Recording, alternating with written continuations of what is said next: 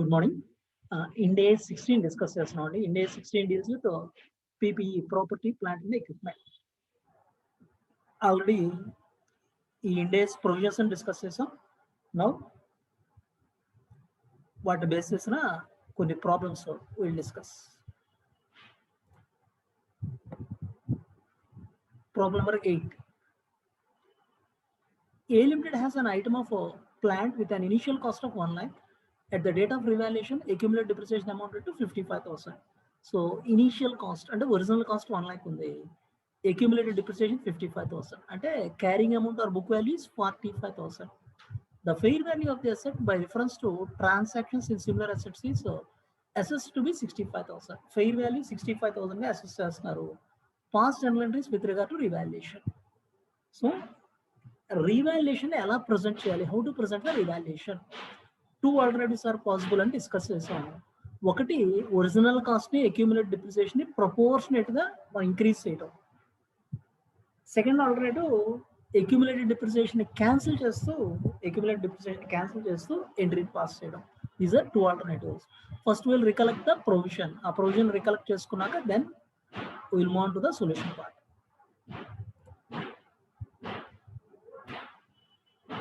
Presentation of revaluation alternative 1. Existing values ఏవైతే ఉన్నాయో వాటిని రివైజ్డ్ వాల్యూస్ కి ప్రపోర్షనేట్ గా ఇంక్రీజ్ చేయడం. సో ఈ ఎగ్జాంపుల్ 4 lakhs ఉన్నది 8 lakhs అవుతుంది అంటే 100% ఇంక్రీజ్ చేసాం కాస్ట్ ని accumulated depreciation. Otherwise accumulated depreciation cancel చేస్తూ ప్రొసీడ్ అవడం second alternative. So accumulated depreciation 6 lakhs ఉంది, 6 lakhs మొత్తాన్ని క్యాన్సిల్ చేస్తున్నాం. దెన్ అసెట్ కాస్ట్ 10 lakhs అవుతుంది, మనకు కావాల్సిన 8 lakhs కావాలి. సో అక్యూములేటెడ్ 6 lakhs డెబిట్ చేస్తూ to asset cost 2 lakhs credit చేస్తాం. Remaining portion revaluation surplus transfer చేస్తాం. These are two possible alternatives. So coming back to this problem. ఈ ప్రాబ్లంలో ఎలా ఉంది చూద్దాం. 1 lakh ఒరిజినల్ కాస్ట్ ఉంది, అక్యూములేటెడ్ డిప్రిసియేషన్ 55,000 ఉంది. అంటే current book value or carrying amount 45,000. 45,000 ఉన్నది 65,000 కి ఇంక్రీజ్ చేయాలి. సో రెండు ఆల్టర్నేటివ్స్ లో అనలైజ్ చేద్దాం. Alternative 1, alternative 2.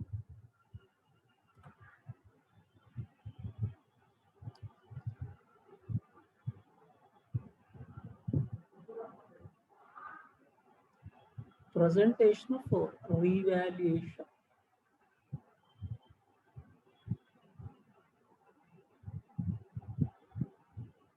Alternative 1.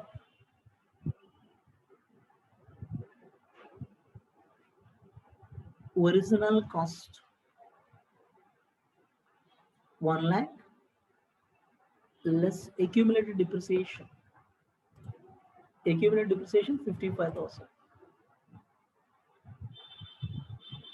మైనస్ చేస్తే 45,000 క్యారింగ్ అమౌంట్. ఈ 45,000 క్యారింగ్ అమౌంట్ ఏదైతే ఉంటుందో దాన్ని 65,000కి ఇంక్రీజ్ చేయాలి.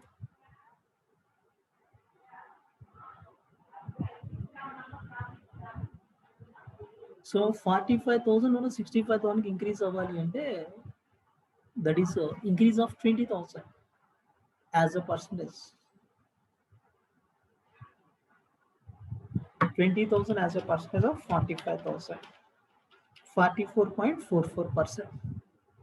అంటే carrying amount of the asset has to be increased by 44.44%. Carrying amount increase అవ్వాలి అంటే original cost and accumulated depreciation ని ప్రపోర్షనేట్ గా 44.44% ఇంక్రీజ్ చేయాలి. So changing the original cost and accumulated depreciation proportionately 1 lakh into 144.44% అంటే 44.44 increase చేస్తాం. 1,44,444. అలాగే accumulated depreciation 55,000 అన్నది కూడా 44.44% ఇంక్రీజ్ చేయండి.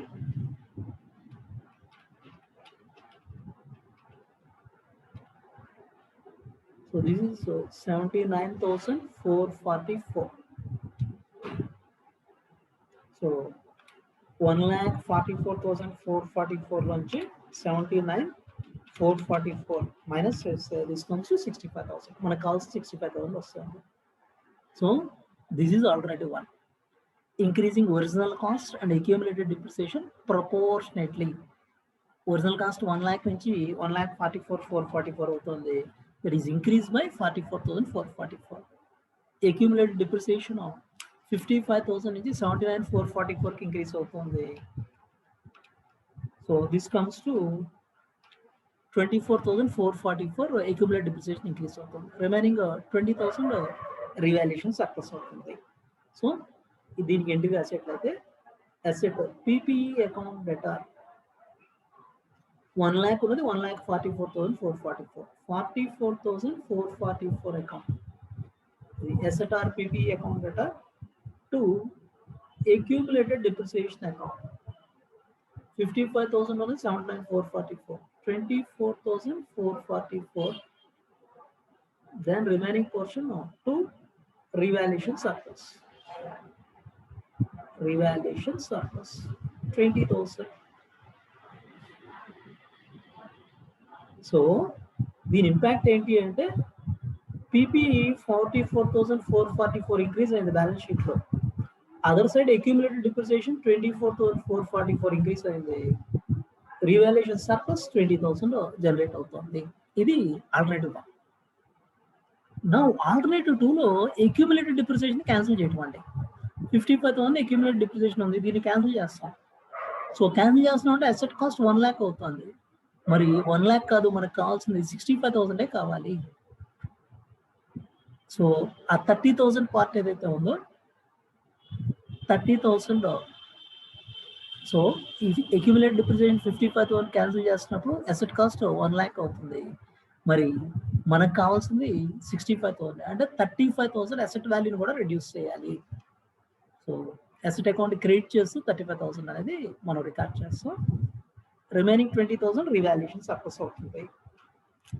So alternative 2.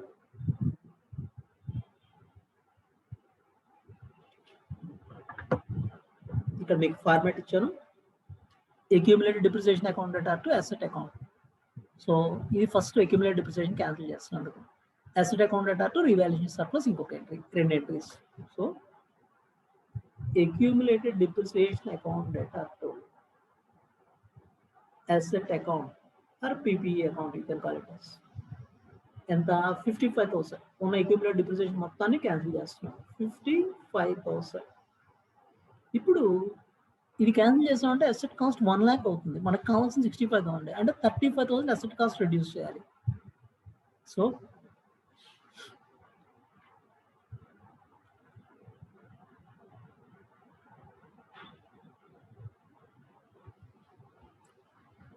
ఇక్కడ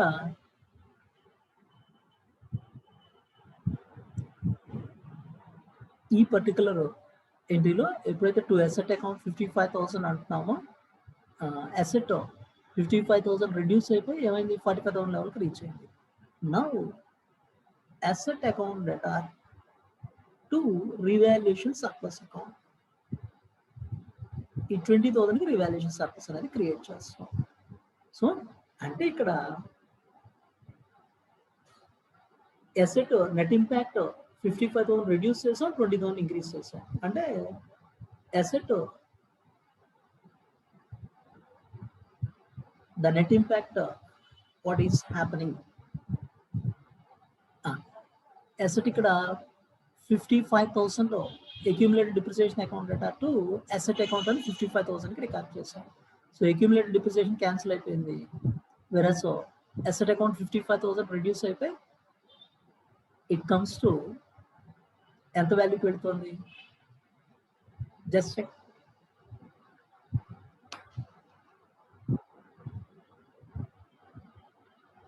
అమౌంట్ కరెక్ట్ అయినా కదా జస్ట్ చెక్ చేయండి.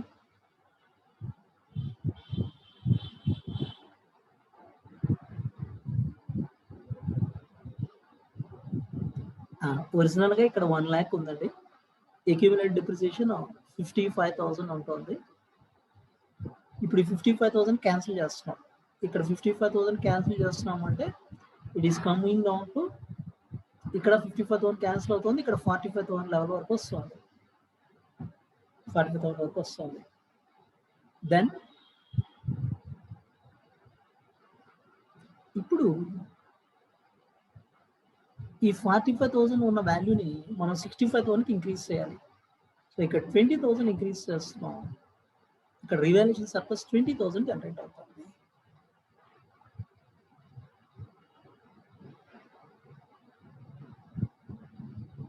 రివాల్యుయేషన్ సర్ప్లస్ 20,000 జనరేట్ అవుతుంది. ఇది మనం రెండు ఎంట్రీస్గా టేకప్ చేస్తాం. So first we're cancelling the accumulated depreciation. Accumulated depreciation account data to asset account. ఈ 55,000 క్యాన్సిల్ అయింది. ఇక్కడ 1,45,000 లెవెల్కి రిడ్యూస్ అయిపోయింది. ఇప్పుడు 20,000 asset account data to revaluation surplus. Asset balance increase అవుతుంది. ఇక్కడ రివాల్యుయేషన్ సర్ప్లస్ అనేది క్రియేట్ అవుతుంది. అది సో దీనికి ఒకవేళ కంబైన్డ్ ఎంట్రీ కావాలన్నా we can prepare the combined entry also. Combined entry కూడా మనం ప్రిపేర్ చేయొచ్చు అండి. సో ఈ రెండింటిని కంబైన్ చేసి ఎంట్రీ రాస్తే accumulated depreciation account data 55,000 to asset account 35,000. Asset account 35,000 to revaluation surplus account 20,000. అది ఈ రెండింటిని కంబైన్ చేసే ఎంట్రీ. ఇది presentation of revaluation. Then we will move on to another problem. So ఇది 8th problem అండి.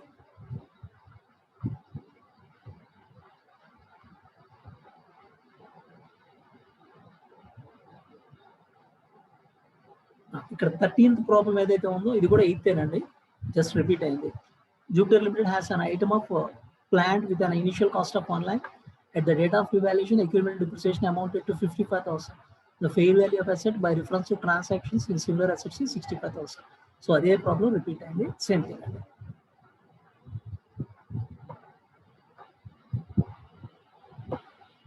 Then we'll move on to another problem. 7. An item of PPE was purchased for 9 lakhs on 1st April 2011. It is estimated to have a useful life of 10 years and depreciation on straight line basis. So on 1st April 2013, the asset is revalued to 9,60,000. Asset 9,60,000 కి revalue అవుతుంది. 1st April 2013 ఒరిజినల్గా purchase చేసింది 1st April 2011 purchase చేసాం. 10 years life time అంటే 90,000 is depreciation. అలా 2 years depreciate చేశాక 1st April 2013 9,60,000 revalue అవుతుంది. The useful life remains unchanged at 10 years. Show the necessary treatment as per Ind AS 16. So useful life 10 years ఉంటుంది అంటాడు, అంటే అక్కడి నుంచి రిమైనింగ్ 8 years ఉంటుంది. దెన్ నెసరీ ట్రీట్మెంట్ ఎలా ఉంటుంది అని క్వశ్చన్ వేస్తున్నాడు.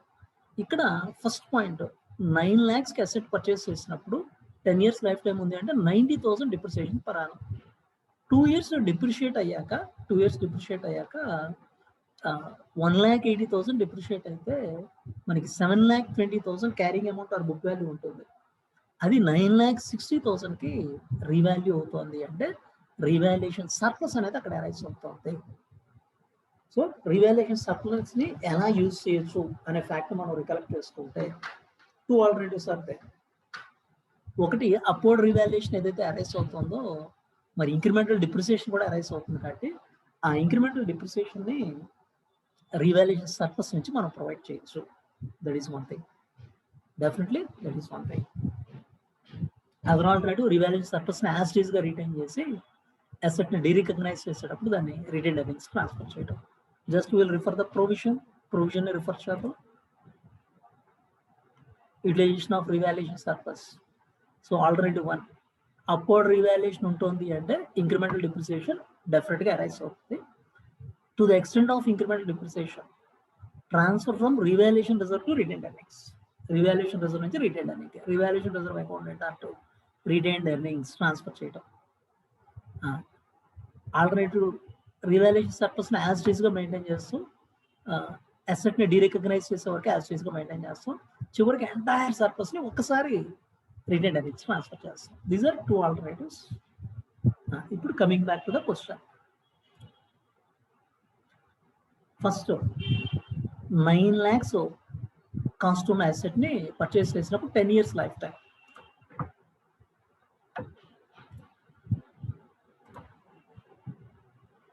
Original cost 9 lakhs. Depreciation per annum 9 lakhs divided by 10. 10 years లో రైట్ ఆఫ్ చేయాలి అంటే 90,000 per annum. So depreciation for 2 years. 90,000 into 2, 1,80,000. Original cost 9 lakhs ఉన్నది 1,80,000 depreciate అయ్యాయి. 7,20,000 ఇది latest carrying amount or book value. This is on 1/4/2013.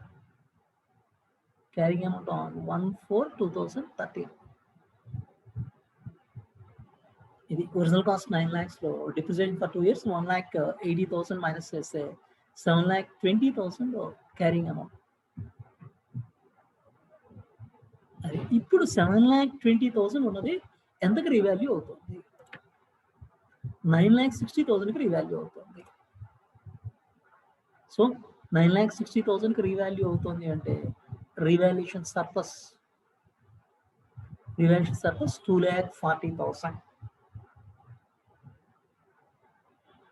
అది so ఆ revolution surplus create చేస్తూ మన ఎంట్రీ పాస్ చేసుకోవచ్చు.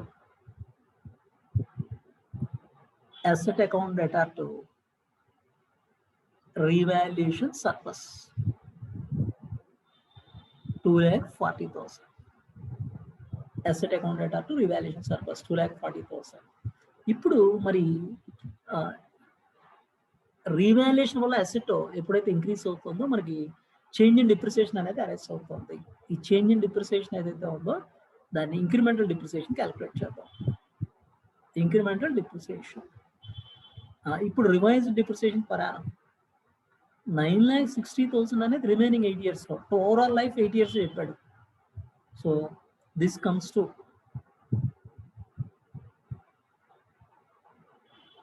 9,60,000 has to be spread over 8 years.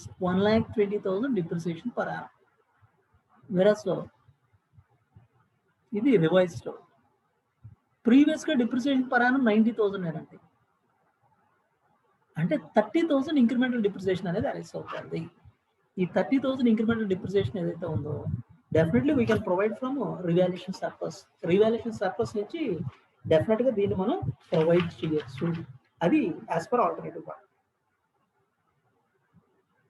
Revaluation surplus account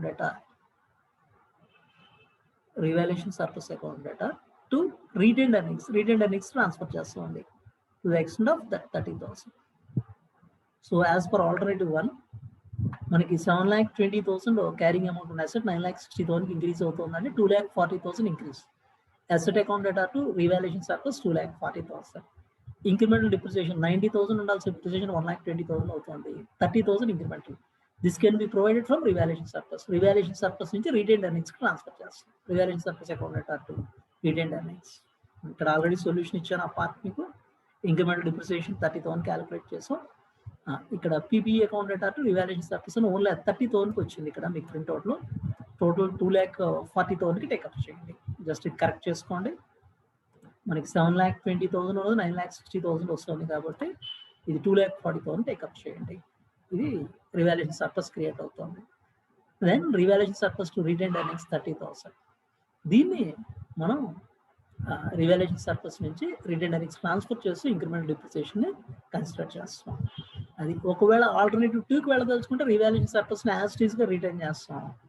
asset ని derecognise చేసే వరకు యాజ్ టీజ్ గా రిటైన్ చేసి ఒక్కసారి అసెట్ ని డీరికగ్నైజ్ చేసినప్పుడు ఎంటైర్ పోర్షన్ రిటైన్డ్ ఎర్నింగ్స్ కి ట్రాన్స్ఫర్ చేస్తాం. So this is about revaluation surplus ని యూటిలైజ్ చేసేవే. Utilisation of revaluation surplus.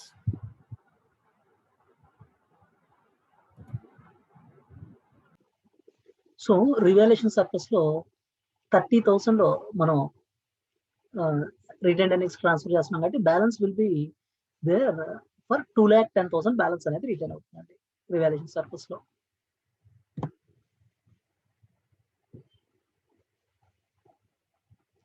So total 2,40,000 30,000 transfer retained earnings, remaining balance 2,10,000.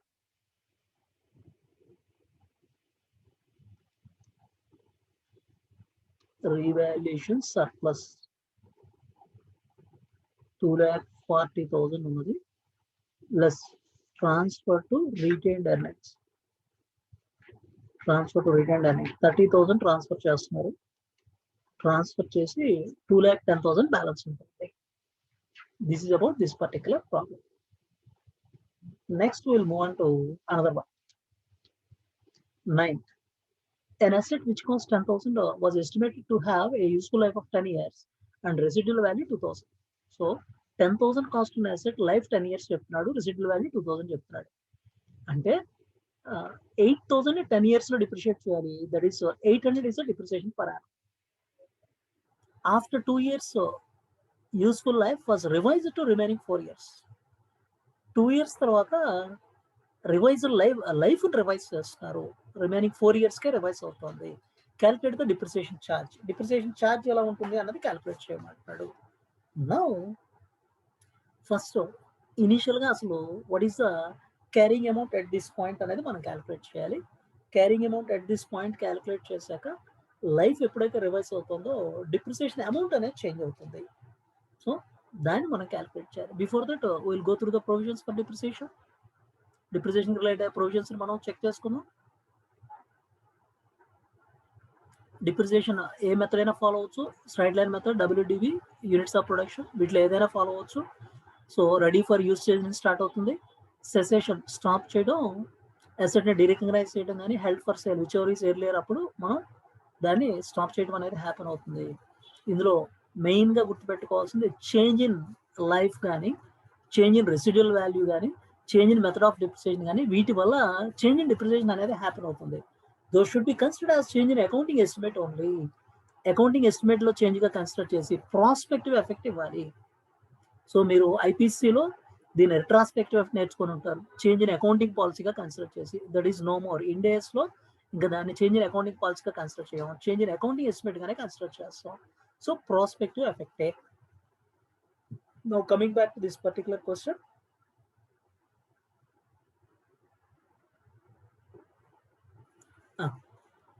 So ఇక్కడ 10,000లో రెసిడ్యువల్ వాల్యూ 2,000 వస్తుంది కాబట్టి డిప్రిసియేషన్ 8,000 10 years లో డిప్రిషియేట్ చేయాలంటే 800 is the depreciation per annum. అలా 2 years మనం డిప్రిషియేట్ చేస్తే 1,600 డిప్రిషియేట్ చేస్తే it will come down to cost 8,400కి రెడ్యూస్ అవుతుంది. సో ఒరిజినల్ కాస్ట్ 10,000 అనేది 8,400కి రెడ్యూస్ అవుతుంది. ఇప్పుడు దీన్ని నెక్స్ట్ 4 years లో డిప్రిషియేట్ చేయాలి కాబట్టి రివైజ్ డిప్రిసియేషన్ క్యాలిక్యులేట్ చేయాలి.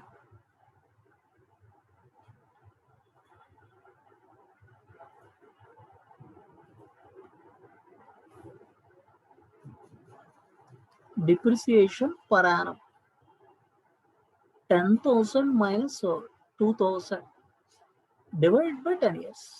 So 10,000 original cost, residual value 2,000, 10 years లో depreciate చేయాలి 800 per annum.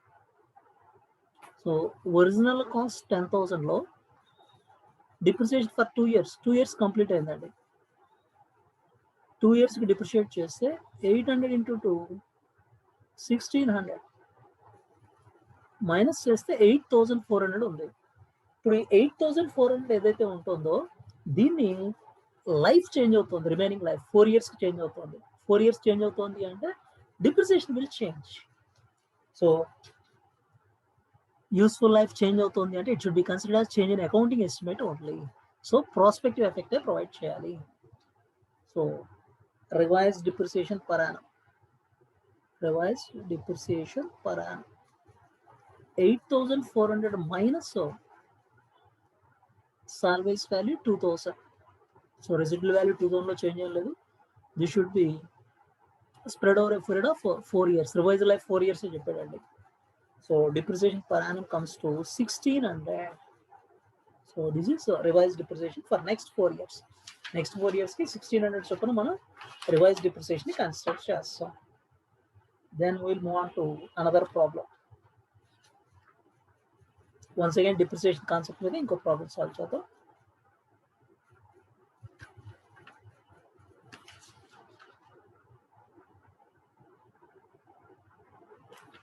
Problem number 10. An entity acquired an asset 3 years ago at a cost of 5 million rupees The depreciation method adopted for the asset was 10% reducing balance method. So ఇక్కడ written down value method, reducing balance method follow అవుతుందా 10% చొప్పున. At the end of year 3, the entity estimates that the remaining life of asset is 8 years and determines to adopt a straight line method from the date so as to reflect the revised estimated pattern of recovery of economic benefits. So WDV method నుంచి straight line method కి మనం change అవుతున్నాం. So this is representing the better pattern for recovering the economic benefits. Show the necessary treatment in accordance with Ind AS 16. So ఇది method of depreciation change అవుతున్నా దీన్ని change in accounting estimate గానే consider చేయాలి. That is the first point.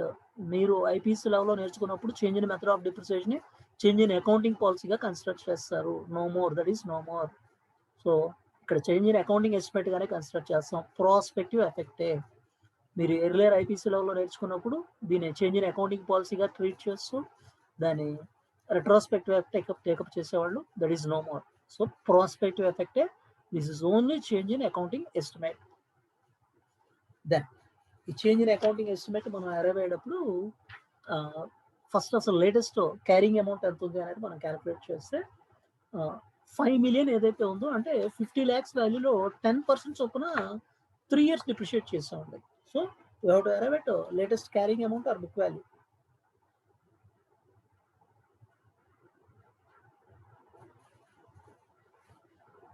Asset cost 5 million, 50 lakhs less depreciation for first year 10%, 5 lakhs minus చేస్తే 45 lakhs less depreciation for second year 10%, reducing balance method అండి. 4,50,000 minus చేస్తే 40,50,000 less depreciation for third year 10%, 4,05,000 minus చేస్తే 36,45,000. 36,45,000. Now remaining life 8 years. Remaining life 8 years అవుతుంది. Depreciation per annum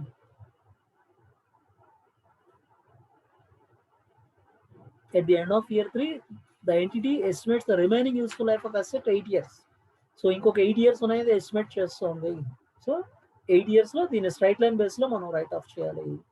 so 36,45,000 spread over a period of 8 years.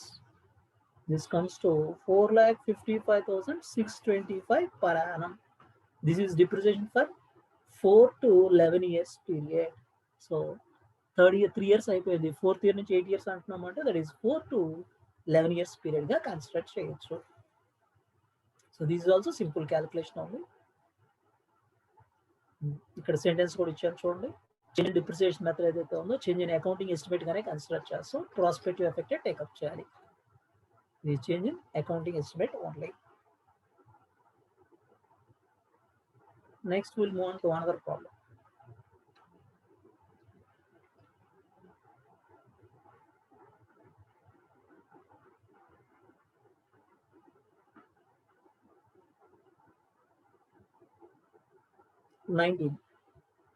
B Limited owns an asset with an original cost of 2 lakhs.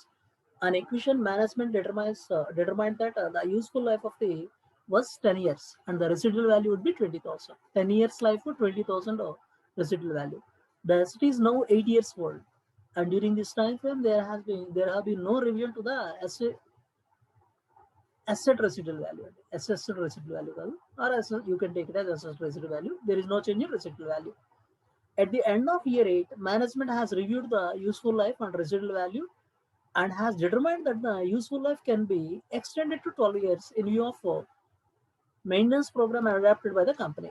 So, life ni 12 years ki extend cheyochu anedi determine chesaru. As a result, the residual value will reduce to 10,000. How would the above changes in estimate be made by B Limited? దీన్ని ఎలా deal చేయాలి? Once again, depreciation change అవుతుంది. Original cost 2 lakhs ఉందండి. Original cost is 2 lakhs. 10 years life అనుకున్నాం. ఇనిషియల్గా 20,000 residual value. So 2 lakhs నుంచి 20,000 minus చేస్తే 1,80,000 spread over period of 10 years అంటున్నాం అంటే 18,000 depreciation per Yanam. Now 8 years తర్వాత 8 years వరకు రివిజన్స్ ఏమీ లేవండి. దెన్ ఆ పాయింట్లో మనం అనలైజ్ చేస్తే లైఫ్ 12 yearsకి ఎక్స్టెండ్ అవుతుంది అనుకుంటున్నాం. అంటే remaining 4 years. So end of 8 yearsకి first we have to arrive at what is the carrying amount or book value అనేది అరైవ్ అవ్వాలి. అక్కడి నుంచి 4 years లైఫ్లో దాన్ని స్ప్రెడ్ చేయాల్సి ఉంటుంది. And residual value will come down to 10,000. So anyway change in life, change in residual value, all these are changes in accounting estimate only. So prospective accounting only as per Ind AS. So depreciation per annum first calculate చేద్దాం and latest carrying amount.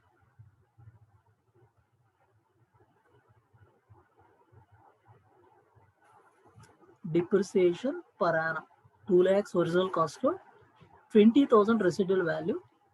So remaining 1,80,000 10 years లో depreciate చేస్తే 18,000 per annum. Book value or carrying amount at the end of 8 years. Original cost 2 lakhs less accumulated depreciation for 8 years. 18,000 into 8.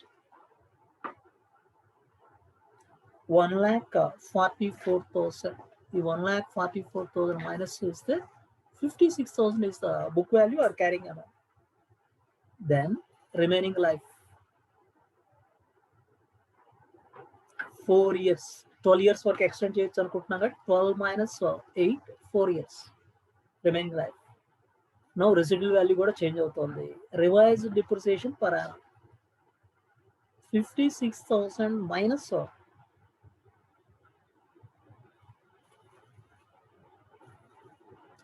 revised residual value 10,000 అండి. 56,000 minus 10,000 divided by 4 years. 46,000 divided by 4 years. 11,500. 56,000 minus 10,000 divided by 4 years. 11,500. ఇది revised depreciation అవుతుంది. So change in life ఉన్న, change in residual value ఉన్న, all these are considered as part of change in accounting estimate only. So once again, this is based on depreciation. The problem based on depreciation.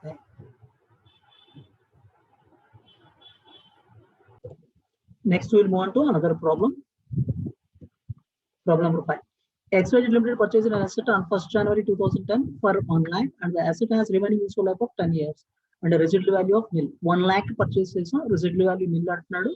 10 years life అండి.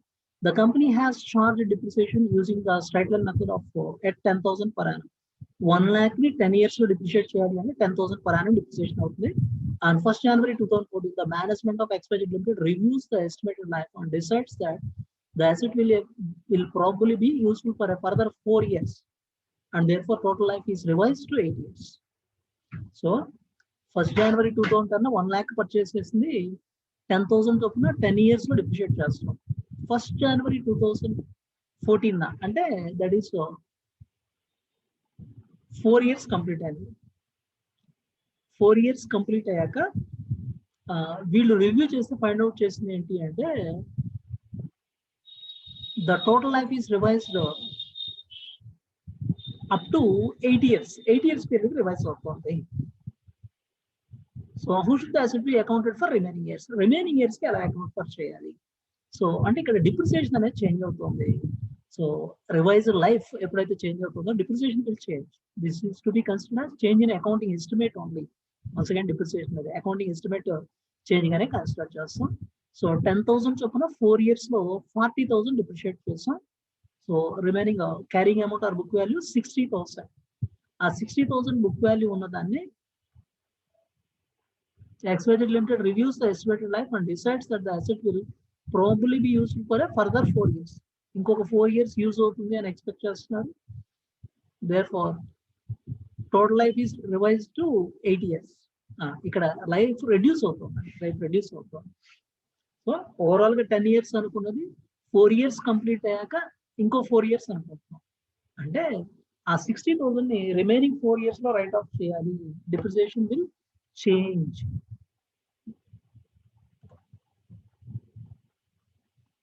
Original cost 1 lakh Original cost 1 lakh. Then depreciation per annum 1 lakh minus 0, residual value 0. 10 years లో అనుకున్నాం 10,000. ఈ original cost 1 lakh నుంచి accumulated depreciation for 4 years. For 4 years. 10,000 into 4, 40,000 minus this 60,000 carrying amount or book value of the asset.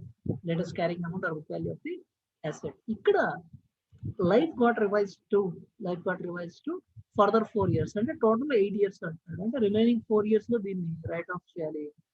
Revised depreciation per annum comes to 15,000. Revised depreciation per annum comes to 15,000. This is to be considered change in accounting estimate only. Next, we will move on to another problem. Problem number 11. Pluto Limited owns land and building which are carried in its balance sheet at an aggregate carrying amount of 10 million. Land and building books lo 10 million carry అవుతుంది. The fair value of such asset is 15 million. ఈ land and building fair value 15 million అండి. It exchanges the land and building for a private jet. So land and building ని మనం private jet కి exchange చేసుకుంటున్నాం, which has the fair value of 18 million. So 15 million fair value ఉన్న asset ని మనం offer చేసి 18 million value ఉన్న jet ని acquire చేస్తున్నాం. And pays additional 3 million in cash. So difference 3 million మనం pay చేస్తున్నాం. Show the necessary treatment as per Ind AS 16. So assets ని acquire చేస్తున్నప్పుడు by exchange of assets కూడా మనం acquire చేయొచ్చు. ఇక్కడ ఎక్స్చేంజ్ ఆఫ్ అసెట్స్ అనేది మనకి ఇన్వాల్వ్ అవుతున్నప్పుడు ట్రీట్మెంట్ ఎలా ఉంటుంది అనేది మన ప్రొవిజన్స్ రికలెక్ట్ చేసుకుంటే, ఒకటి కమర్షియల్ సబ్స్టాన్స్ అనేది ఉంటుంది. 2 conditions are to be fulfilled. Commercial substance ఉంటుంది, fair value of asset given up కానీ fair value of asset taken up కానీ, ఆ రెండిట్లో ఏది తెలుస్తున్నా కమర్షియల్ సబ్స్టాన్స్ ఉంటుంది అంటే asset cost is nothing but fair వాల్యూగా టేకప్ చేస్తాం. అది then otherwise other treatment అనేది చేస్తాం. First we will recollect those positions. Other assets, exchange of asset అనేది ఇన్వాల్వ్ అవుతున్నప్పుడు కండిషన్స్. కమర్షియల్ సబ్స్టాన్స్ అనేది ఇన్వాల్వ్ అవుతుంది. It has commercial substance. Fair value of asset acquired or given up can be determined. ఈ రెండు conditions fulfil చేస్తే then asset cost is nothing but fair value. Fair వాల్యూకి asset recognise చేయాలి. ఇప్పుడు private jet మనం తీసుకొస్తున్నాం, fair value తెలుసు. Asset acquired fair value తెలుసు. And asset given up fair value తెలుసు. మనం land and building give up చేస్తున్నాం, దాని ఫెయిర్ వాల్యూ తెలుసు. సో ఇక్కడ కమర్షియల్ సబ్స్టాన్స్ కూడా ఉంది అని మనం అస్యూమ్ చేసుకోవచ్చు. సో రెండు కండిషన్స్ ఫుల్ఫిల్ అవుతాయి అనుకుంటే asset cost equal to fair value. So ఏ ఒక్క కండిషన్ ఫుల్ఫిల్ అవ్వకపోయినా then other way book value of asset given up plus or minus cash paid or receive, దాన్ని అడ్జస్ట్ చేసుకోవాలి. ఇక్కడ రెండు కండిషన్స్ ఫుల్ఫిల్ చేసినట్టుగానే మనం ట్రీట్ చేస్తాం. సో ఇక్కడ asset cost is nothing but fair value. Fair value of asset acquired అంతా 18 million. Then ఆ 18 millionకి against మనం ల్యాండ్ ఏదైతే ఎక్స్చేంజ్ చేస్తున్నామో ఆ ల్యాండ్ ఎక్స్చేంజ్ చేస్తున్న దానికి ప్రాఫిట్ ఎంత వస్తుంది అనే ఫ్యాక్ట్ మనం అనలైజ్ చేసుకోవాలి. ఇప్పుడు 18 millionలో మనం 3 million పే చేస్తున్నాం అంటే 15 million వాల్యూ వస్తుంది ల్యాండ్ అండ్ బిల్డింగ్కి. బుక్స్లో ఎంత ఉంది? 10 million ఉంది. అంటే 5 million is nothing but profit on exchange. Land exchange చేసుకోవడం వల్ల మనకి 5 million ప్రాఫిట్ వస్తుంది అని చెప్పచ్చు. ఆ క్యాల్కులేషన్ చేసి ఎంట్రీని ప్రెసెంట్ చేద్దాం. Will go for the calculation. Exchange of assets.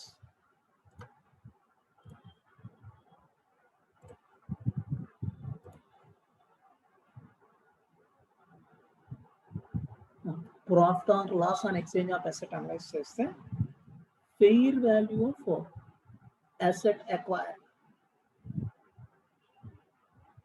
Jet acquire చేస్తున్నాం. ఈ జెట్ ఏదైతే అక్వైర్ చేస్తున్నామో దాని ఫెయిర్ వాల్యూ 18 million.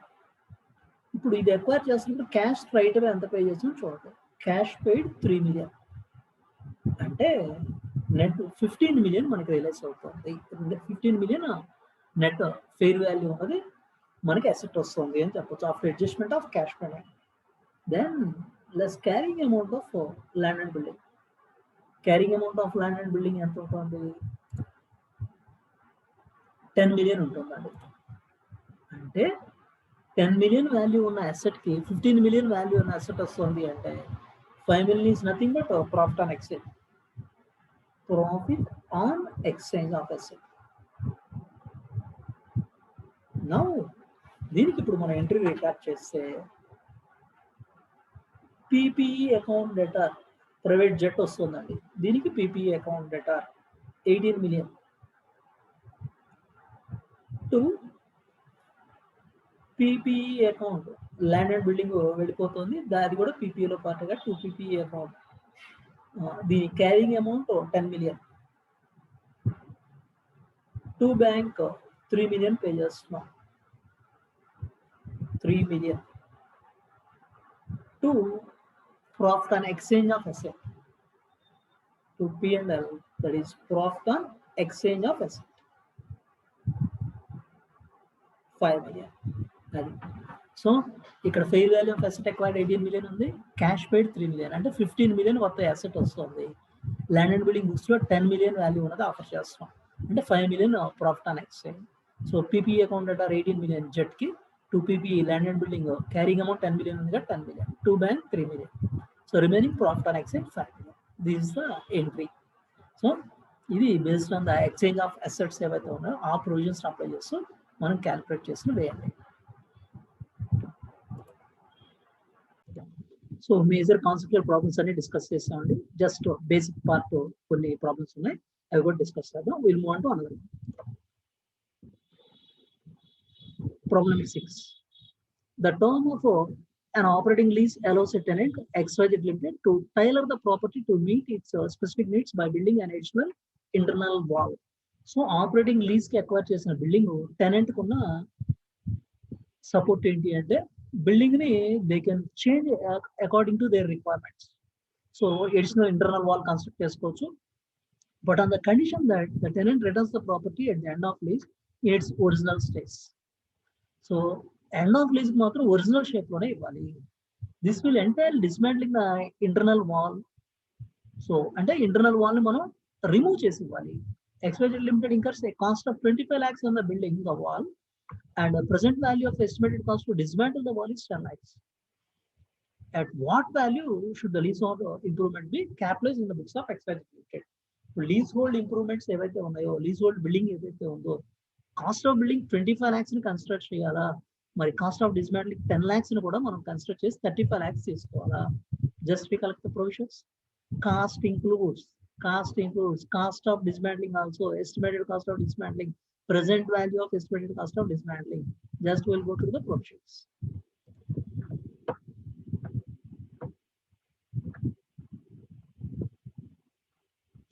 Cost అంటే purchase price టేకప్ చేస్తాం, directly attributable cost. Dismantling cost ఏదైతే ఉందో అది కూడా part of cost. Present value of estimated dismantling cost, ఇది జనరల్ గా ఆపరేటింగ్ లీజ్ లో అరైజ్ అవుతుంది అన్నాం. The same thing here arises.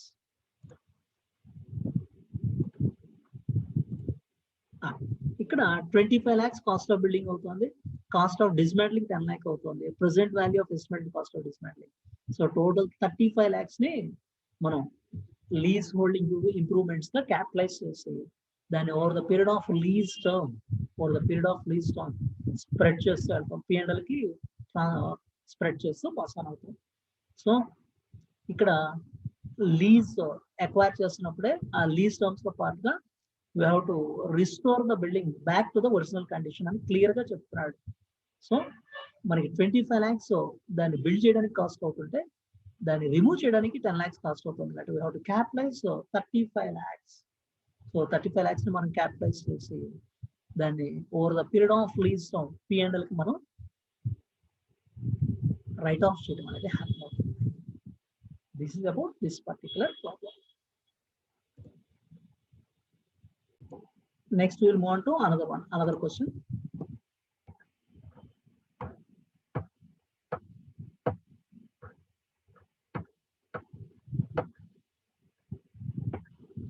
First one, problem number 1. Venus Limited is a large manufacturing group. It owns a considerable number of industrial buildings such as factories, warehouses, and office building in several capital cities. So industrial buildings ఉన్నాయి, factories ఉన్నాయి, wear house ఉన్నాయి, office buildings ఉన్నాయి. The industrial buildings are located in industrial zones, whereas office buildings are in central business district of the cities. So industrial building ఏమో industrial zone లో ఉన్నాయి, office buildings ఏమో central business district లో ఉన్నాయి. Venus Limited's management want to apply the Ind AS 16 revaluation model to the subsequent measurement of the office building, but continue to apply the historical cost model to the industrial building. So office buildings ఒక model, అందులోనే మళ్ళీ industrial building కి different model apply చేయాలనుకుంటున్నారు. Is this acceptable under Ind AS 16 property plant and equipment? అది ఇలా subsequent measurement లో revaluation model కొన్ని buildings కి, హిస్టారికల్ కాస్ట్ మోడల్ కొన్ని బిల్డింగ్స్ కి అప్లై చేయొచ్చా? సో బేసికల్ conceptual question. So will just go back to the provisions. So subsequent measurement ఏదైతే ఉందో, సబ్సీక్వెంట్ మెజర్మెంట్ లో కాస్ట్ మోడల్ అయినా సెలెక్ట్ చేసుకోవచ్చు, రివాల్యుయేషన్ మోడల్ అయినా సెలెక్ట్ చేసుకోవచ్చు. So an entity may choose between cost model and revaluation model. Cost model అయినా చూస్ చేసుకోవచ్చు, revaluation model అయినా చూస్ చేసుకోవచ్చు. So different class of assets కి డిఫరెంట్ మెథడ్స్ అనేవి కూడా ఫాలో అవచ్చు, డిఫరెంట్ మోడ్స్ అనేవి ఫాలో అవచ్చు. Different mode may be followed for different class of assets. So different models may be followed for different sub class of assets. So అంటే ఇక్కడ assets ని clear cut గా మనం డిస్టింగ్విష్ చేసి present చేయగలిగితే definitely you can go for different valuation model as per the organisation requirement. Only thing consistent గా ఆ base మనం ఫాలో అవ్వాల్సి ఉంటుంది. Now coming back to the question. ఇక్కడ ఇండస్ట్రియల్ బిల్డింగ్స్ ఏమో ఇండస్ట్రియల్ జోన్స్ లో ఉన్నాయి, industrial buildings are industrial zones. Office buildings ఏమో సెంట్రల్ బిజినెస్ డిస్ట్రిక్ట్ లో ఉన్నాయి. రీవాల్యుయేషన్ మోడల్ వాళ్ళు ఆఫీస్ బిల్డింగ్స్ కి అప్లై చేద్దాం అనుకుంటున్నారు. Whereas industrial building ki they want to apply historical cost model only. So whether this is justified or not. So ఇక్కడ మనం check చేసుకోవాల్సింది ఆఫీస్ బిల్డింగ్స్ ని, ఈ పర్టికులర్ ఇండస్ట్రియల్ బిల్డింగ్ ని సపరేట్ గా మనం రికగ్నైజ్ చేయగలమా? Definitely you can recognise. Clear cut గా డిస్టింగ్విష్ చేసి మనం రికగ్నైజ్ చేయొచ్చు. వాటి ఫంక్షనింగ్ డిఫరెంట్ గా ఉంటుంది. ఆఫీస్ బిల్డింగ్ లో జరిగేది ఓన్లీ ఆఫీస్ వర్క్ జరుగుతుంది, సో అడ్మినిస్ట్రేషన్ లాంటివి జరుగుతాయి. ఇండస్ట్రియల్ బిల్డింగ్ లో మ్యానుఫ్యాక్చరింగ్ అలాంటివి జరుగుతాయి. కాబట్టి functioning based on their functioning or location, వాటి లొకేషన్ ఇండస్ట్రియల్ జోన్ లో ఉంటాయి, వీటి లొకేషన్ ఏమో సెంట్రల్ బిజినెస్ డిస్ట్రిక్ట్ లో ఉంది. లొకేషన్ అండ్ నేచర్ వీటిని బేస్ చేసి క్లియర్ కట్ గా మనం డిస్టింగ్విష్ చేయొచ్చు. సో క్లాస్ బై క్లాస్ మనం డిఫరెంట్ మోడల్స్ అనేవి డెఫినెట్ గా మనం ఫాలో అవ్వచ్చు. So thereby office buildings గా ఏవైతే క్లాసిఫై చేస్తున్నామో వాటన్నిటిని ఆల్ ఆఫీస్ బిల్డింగ్స్ మనం రివాల్యుయేషన్ మోడల్ సెలెక్ట్ చేసుకుంటున్నాం కాబట్టి we have to present them as per revaluation మోడల్లో మనం ప్రెజెంట్ చేస్తాం. సో అలాగే ఈ ఇండస్ట్రియల్ బిల్డింగ్స్ ఏవైతే ఉన్నాయో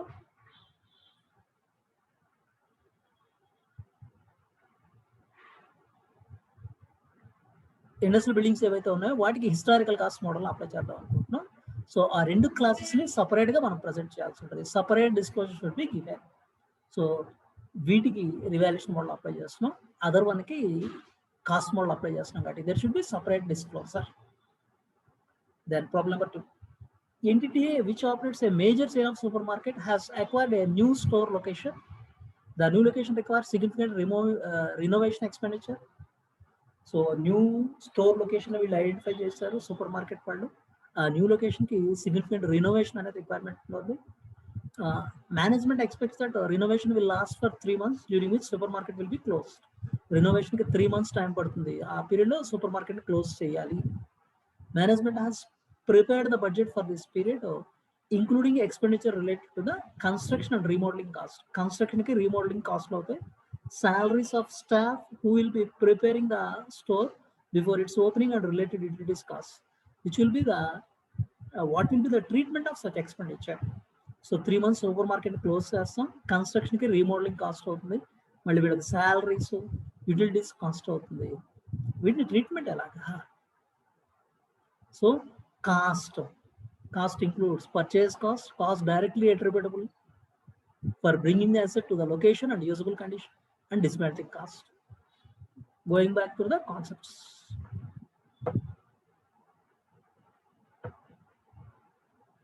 ఇక్కడ కాస్ట్ అంటున్నాం అంటే purchase price, cost directly attributable for bringing the asset to the location and usable condition. ఆ లొకేషన్కి యూజబుల్ కండిషన్కి తీసుకురావడానికి అయ్యే కాస్ట్, డిస్మాంట్లింగ్ కాస్ట్. ఇక్కడ డైరెక్ట్లీ అట్రిబ్యూటబుల్ కాస్ట్ ఏవవుతున్నాయో వాటిని మనం కన్సిడర్ చేయొచ్చు. We can consider that. So ఇక్కడ కన్స్ట్రక్షన్ కాస్ట్ డెఫినెట్గా కన్స్ట్రక్ట్ అయితేనే మనకి సూపర్ మార్కెట్గా యూజ్ చేయగలం, రీమోడలింగ్ అయితేనే సూపర్ మార్కెట్గా యూజ్ చేయగలం. So definitely construction and remodelling కాస్ట్లు ఏవైతే ఉన్నాయో definitely those are to be capitalised because they are necessary for bringing the asset in the usable condition, ready to use. అంటే స్టోర్ని మనం ఆపరేషన్లోకి తీసుకురావాలి అంటే అవి డెఫినెట్గా రిక్వైర్మెంట్ ఉంటుంది. So intended to operate as intended by the management. So management intention ప్రకారం operate అవ్వాలి అంటే డెఫినెట్గా అవి కావాల్సిందే. సో ఈ రీమోడలింగ్ ఇవన్నీ చేయకుండా you cannot open the supermarket, దాన్ని రన్ చేయడం అనేది పాసిబిలిటీ ఉండదు. Then salaries of staff and utilities cost. So ఈ స్టాఫ్ సాలరీస్, యూటిలిటీస్ వీటికి bringing the asset to the usable కండిషన్కి దెర్ ఇస్ నో రిలేషన్. అది రీమోడలింగ్ అండ్ కన్స్ట్రక్షన్ అనేది happen అయితే యూ కెన్ స్టార్ట్. ఆ పీరియడ్లో వీళ్ళకి స్టాఫ్ సాలరీ కాస్ట్ అవుతుంది, యూటిలిటీస్ కాస్ట్ అవుతుంది. That is not a directly attributable cost. So అది డైరెక్ట్గా అట్రిబ్యూటబుల్ కాస్ట్గా మనం కన్సిడర్ చేయలేము. సో వాటిని మనం క్యాపిటలైజ్ చేయలేమండి. So though should B expensive to the P&L account. Next will go for another one. Problem number 3. An amusement park has a soft opening to the public to trial run its attractions. Tickets are sold at 50% discount during the period and operating capacity is 80%. So soft opening అనేది ఇక్కడ happen అవుతుంది. ఇనిషియల్గా 50% discount offer చేస్తున్నారు, operating capacity 80% ఉంది. The official opening day of the amusement park is 3 months later. So 3 months తర్వాత official opening ఉందండి, ఇప్పుడే official opening కాదు. Management claim that soft opening is a trial run necessary for the amusement park to be in the condition capable of operating in the intended manner. Accordingly, the net operating cost incurred should be capitalized. So వీళ్ళు ఏమంటున్నారంటే soft opening అనేది ఉంటుంది, official opening ఇంకా 3 months ఉంది కాబట్టి ఇక్కడ 50% డిస్కౌంట్కి మేము offer చేస్తున్నాం ఈ పర్టికులర్ పీరియడ్లో. దెన్ దీన్ని ట్రయల్ రన్గా కన్సిడర్ చేసి దీన్ని క్యాపిటలైజ్ చేయాలి అని ఈ పీరియడ్లో మనకి ఏదైతే హ్యాపెన్ అవుతుందో ఆ పోర్షన్ని క్యాపిటలైజ్ చేయాలి, ఆపరేటింగ్ కాస్ట్ని క్యాపిటలైజ్ చేయాలి అని వాళ్ళు క్వశ్చన్ చేస్తున్నారండి. సో ఇక్కడ ఆపరేటింగ్ కాస్ట్ని క్యాపిటలైజ్ చేయడం అనే క్వశ్చనే అరైజ్ అవుతుంది. ఇక్కడ ఫుల్ కెపాసిటీకి ఆపరేట్ అవ్వట్లేదు, 80%కే ఆపరేట్ అవుతుంది. No, that is not a reasonable argument. అలాగే ఆపరేటింగ్ కెపాసిటీ కంటే తక్కువ ఆపరేట్ అవుతుంది కాబట్టి డిస్కౌంట్ ఇస్తున్నాం, ఇవన్నీ కాదండి. Asset is in usable condition or not. Asset usable కండిషన్లో లేకపోతే అసలు రన్ చేయడం అనేది పాసిబిలిటీ ఉండదు. When you are running the amusement park official date ఇంకొక డేట్ ఉంది, నో, అది యూజబుల్ కండిషన్లోనే ఉంటుంది కాబట్టి. So cost incurred after bringing the asset to the usable condition they cannot be capitalise. Straight away వాటిని P&Lకి ఎక్స్పెన్స్గా చార్జ్ చేయడమే. సో ఫుల్ ఆపరేటింగ్ కెపాసిటీ లేదు అనేది that is not all a question. So amusement park is in a operating condition, thereby costly ఇక్కడ capitalise చేయడం అనే question arise అవుతుంది.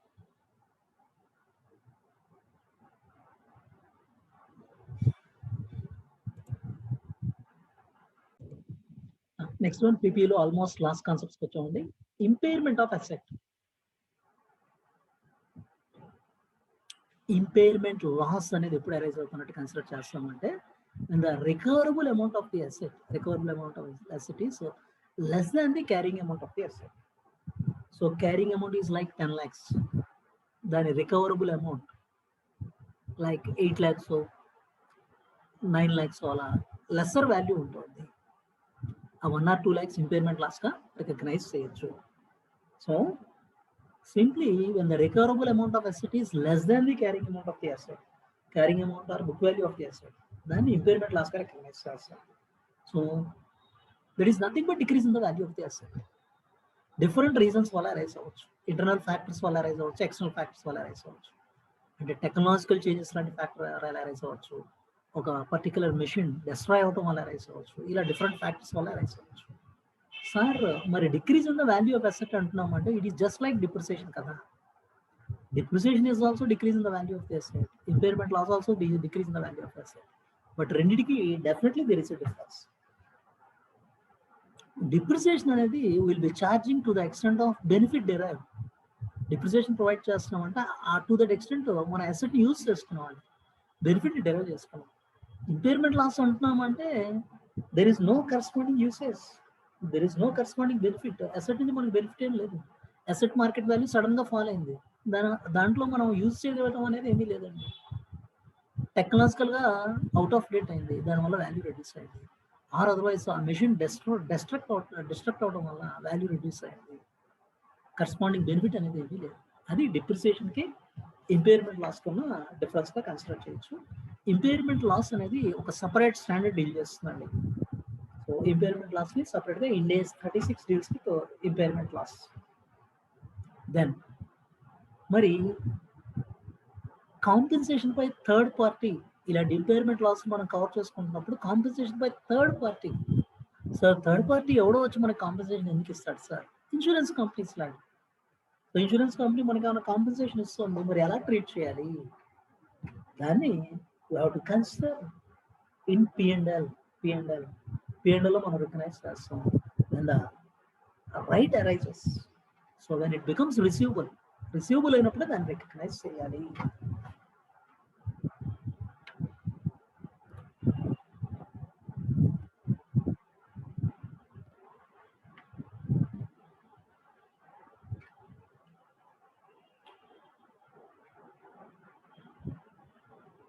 Impairment loss.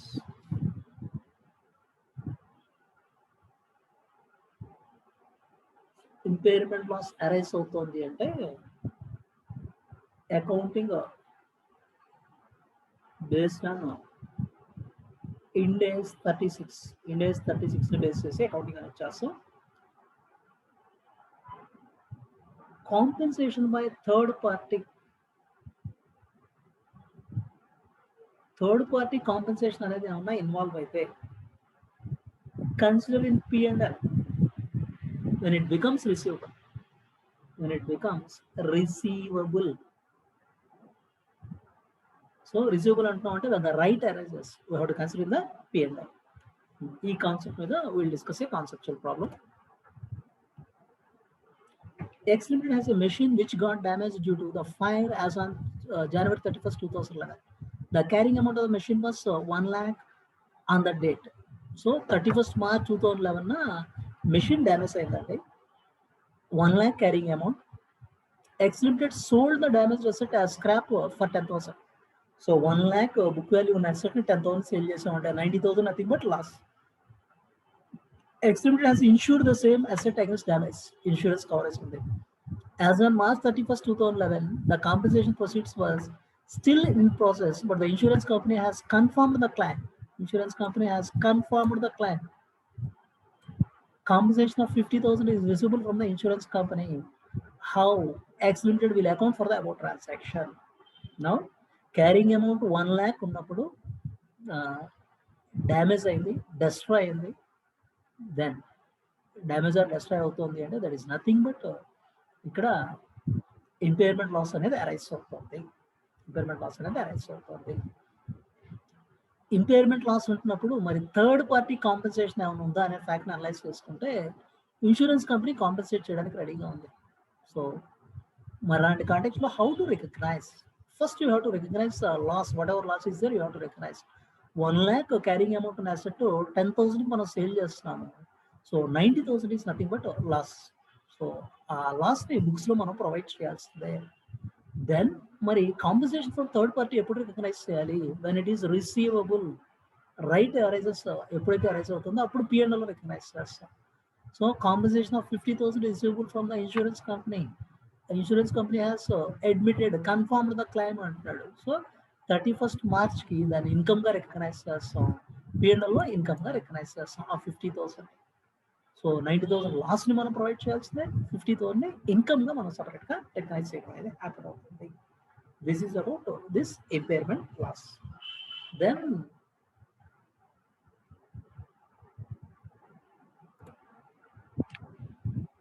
before completing this standard, non-applicability of Ind AS 16. Ind AS 16 ఇప్పటి వరకు ఎలా apply అవుతుంది, ఏ context లో apply అవుతుంది డిస్కస్ చేస్తాం. నాన్ అప్లికబిలిటీ ఏమైనా ఉందా? Definitely it is not applicable for biological assets. Biological assets అంటున్నాం అంటే యానిమల్స్ కానీ, యానిమల్స్ క్యాటిల్ మనం ఏమైనా హోల్డ్ చేస్తున్నాం, పీపీ అప్లై అవుతుంది, వాటిని పీపీగా కన్స్ట్రక్ట్ చేయలేం. లివింగ్ ప్లాంట్స్ ఏమైనా హోల్డ్ చేస్తున్నాం, అవి పీపీలో పార్ట్ కాదు. అలాగే వేస్టింగ్ అసెట్స్ అంటే న్యాచురల్ రిసోర్సెస్ని మనం ఏమైనా ఎక్స్ప్లోర్ చేస్తాం, ఎక్స్ప్లోరేషన్ ఆఫ్ న్యాచురల్ రిసోర్సెస్, వాటిని కూడా పీపీలో పాటుగా కన్స్ట్రక్ట్ చేయడం. అలాగే if any other standard governs the recognition and measurement principles, అంటే వేరే ఏదైనా స్టాండర్డ్ అప్లై అయ్యేట్లయితే, ఆ స్టాండర్డ్ని మనం కంటిన్యూ చేస్తూ ఇక్కడ దాన్ని డీల్ చేయాలి. ఇది non applicability of Ind AS 16.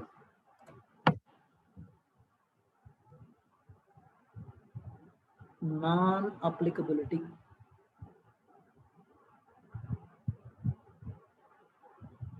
of Ind AS 16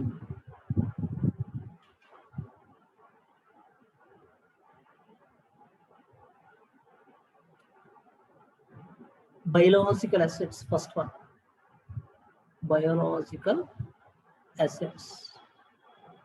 Biological assets के apply होगा. Biological assets के example ఏమనుకున్నా, example living plants, animals, ఇలాంటివి వీటికి అప్లై అవ్వదు. ఇక్కడ ఎక్సెప్ట్ బేరర్ ప్లాంట్స్ ఉంది. Biological assets except bearer plants. ఈ బేరర్ ప్లాంట్స్ అంటే ఏంటి అనేది మాట్లాడుకోవాలి. So it is non applicable for biological assets except bearer plants. అంటే బేరర్ ప్లాంట్స్ కి అప్లై అవుతుంది. బేరర్ ప్లాంట్స్ ఏంటో మాట్లాడుతున్నాం. Wasting assets. వేస్టింగ్ అసెట్స్ అంటున్నాము అంటే exploration of natural resources. Natural resources exploration ఎక్కడైతే ఇన్వాల్వ్ అవుతుందో ఆ కాంటెక్స్ట్ లో కూడా Ind AS 16 అనేది అప్లై అవుతుంది. If any other standard governs, if any other standard governs the recognition and measurement principles. Recognition and measurement principles. దీనికి ఎగ్జాంపుల్గా చెప్పాలి అంటే నార్మల్గా మనం ల్యాండ్ అండ్ బిల్డింగ్స్ ఏవైతే హోల్డ్ చేస్తామో పీపీలో పార్ట్గా కన్సిడర్ చేస్తాం. అదే ఇన్వెస్ట్మెంట్ పర్పస్ హోల్డ్ చేసేట్లయితే దానికి separate Ind AS investment property Ind AS 40 అనేది సపరేట్గా అప్లై అవుతుంది. సో అలాంటప్పుడు ఇంకా Ind AS 14 బేసిస్ మనం అప్లై చేయడం. అక్కడ కూడా వన్స్ అగైన్ కాస్ట్ మోడ్లో యూస్ చేస్తాం, that is different thing. But principles of Ind AS 40 applies for that. అది non applicability of Ind AS biological అసెట్స్కి అప్లై అవ్వదు, వేస్టింగ్ అసెట్స్కి అప్లై అవ్వదు. వేరే ఏదైనా స్టాండర్డ్ అప్లై అయ్యేట్లయితే ఆ కంటెక్స్లో కూడా దీన్ని యూస్ చేయలేం. బయలాజికల్ అసెట్స్లో ఎక్సెప్ట్ బేరర్ ప్లాంట్స్ అనుకున్నాం. మరి బేరర్ ప్లాంట్స్ అంటే ఏంటి? What are bearer plants?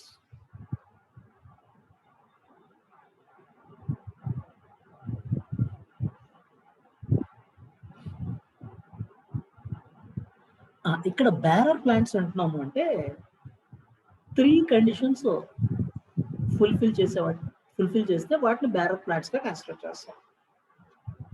Used in the production of agriculture produce. So first one, these are used in the production of agricultural produce.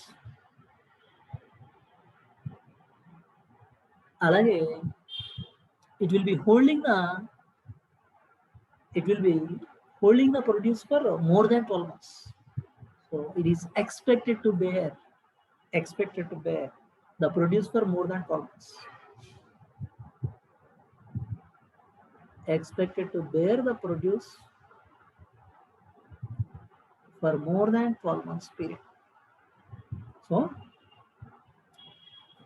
agriculture produce చేయడానికి use చేస్తాం. It will be bearing the produce for more than 12 months period. And And one more condition, it has the remote chance of selling, except for scrap. Remote chance of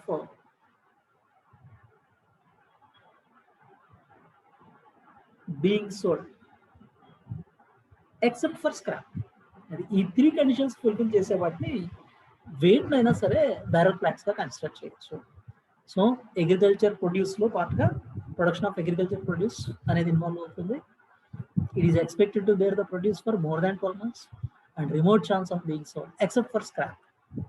sir మరి ఇప్పుడు మనం paddy, wheat, maize ఇలాంటివన్నీ take up చేస్తాం కదా agriculture produce లో పార్ట్గా.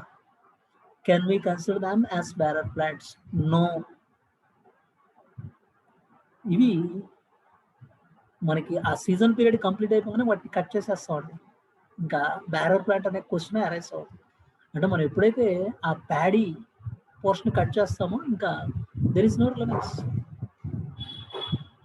Even maize or otherwise wheat ఇవన్నీ కూడా not part of bearer plants. మరి అంటే ఎలాంటివి ఉంటాయి sir? Tea bushes years together 2 bushes continue అవుతాయి. ఓన్లీ థింగ్ అందులో మనం లేత ఆకుల్ని కట్ చేసుకొని యూజ్ చేసుకుంటాం.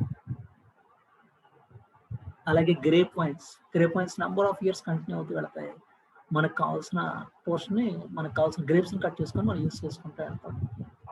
దెన్ రబ్బర్ ట్రీస్లో మనం గ్రో చేస్తున్నప్పుడు లాటెక్స్ పోర్షన్ అనేది ఇన్వాల్వ్ అవుతుంది. అంటే లేతగా ఉన్న ఆ పోర్షన్ ఏదైతే ఉందో దాన్ని కట్ చేసుకుంటామండి, అదే యూస్ అవుతుంది. మిగతా దానికి యూస్ ఏముంటుందండి.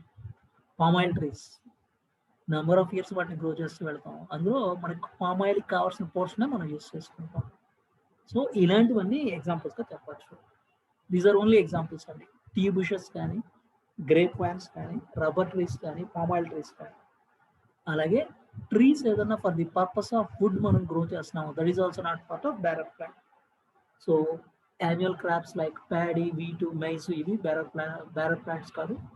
అలాగే ట్రీస్ ఏవైతే వుడ్ కోసం గ్రో చేస్తున్న ట్రీస్ ఉన్నాయో అవి కూడా బ్యారల్ ప్లాంట్స్ కాదు.